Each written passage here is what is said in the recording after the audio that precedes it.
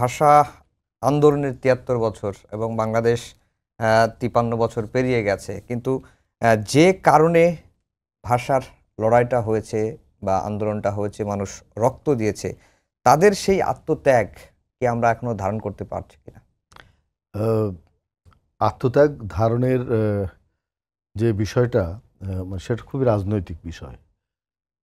আমাদের জনসাধারণের মনে এই শহীদদের প্রতি গভীর শ্রদ্ধাবোধ আছে, কিন্তু রাষ্ট্র ক্ষমতায় যারা থাকেন, সরকারে যারা যান, সেটি শুধু একটা আনুষ্ঠানিকতার মধ্যে সীমাবদ্ধ করে দেন।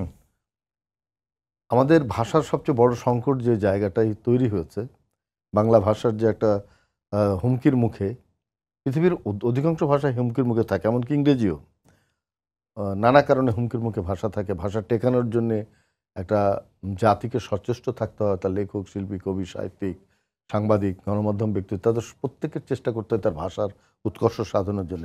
ভাষা তো থেমে থাকে না। তো এই জায়গাটা আমাদের ভাষার সঙ্গে অর্থের যে সংযুক্তি, সেটা খুব কম।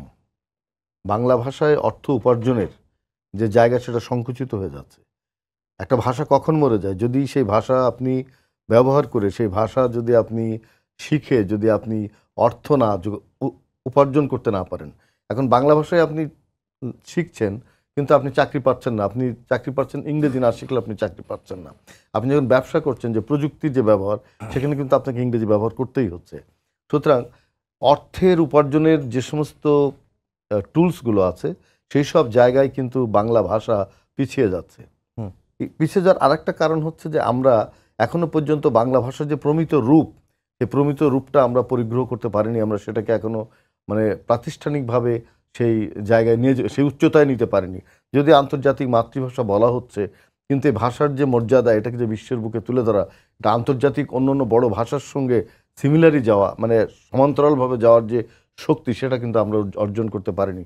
আমাদের অ্যাম্বাসিগুলো সে ব্যাপারে কোনো কাজ করেছে বলে এতটা মনে, শুধু তারা ওই স্বাধীনতা দিবস পালন করে, কিন্তু আমার ভাষার শ্রেষ্ঠ লেখকদেরকে সেই অ্যাম্বাসিগুলোর মাধ্যমে যে তাদেরকে নিয়ে যাওয়া, যে আমার ভাষার শ্রেষ্ঠ বইগুলোকে অনুবাদ করে সেই সব দেশের, পৃথিবীর সব দেশের মানুষের কাছে নিয়ে যাওয়া, সেটা করা হয়নি। করা হলে কিন্তু আমার দেশের যে আর্থিক যে চলাচল, যেটাকে আমরা বলি অর্থের যে জায়গাটা, সেটা আরও সচল হতো এবং আমার দেশের ভাষায় লিখে আমরা আন্তর্জাতিক পুরস্কার পেতাম। সেটা এখনও আমরা করতে পারিনি। আপনি দেখেন, রবীন্দ্রনাথ নোবেল পুরস্কার পেয়েছিলেন প্রায় 150 বছর আগে। তারপরে আর কোনো বাঙালি কবি আজ পর্যন্ত নোবেল পুরস্কার পাননি। যদিও রবীন্দ্রনাথকে বলা হয় তিনি ব্রিটিশ উপনিবেশের কবি হিসাবে পেয়েছেন, তিনি অ্যাংলো কবি হিসাবে পেয়েছেন।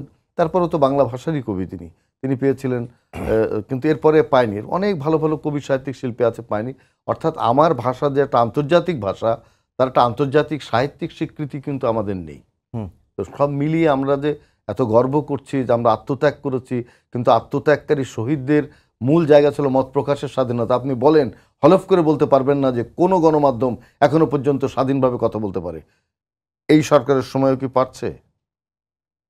কোনো একটা ভয় কাজ করে। গণমাধ্যমের সেলফ সেন্সরশিপ যেটাকে বলি, সেটাও কিন্তু আছে। সুতরাং আপনি মাতৃভাষার এই কথা বলবেন আর আপনার ভাষায় আপনি সত্য উচ্চারণ করতে পারবেন না, সে ভাষা কী করে টিকবে? তার মেরুদণ্ড কী করে সোজা থাকবে?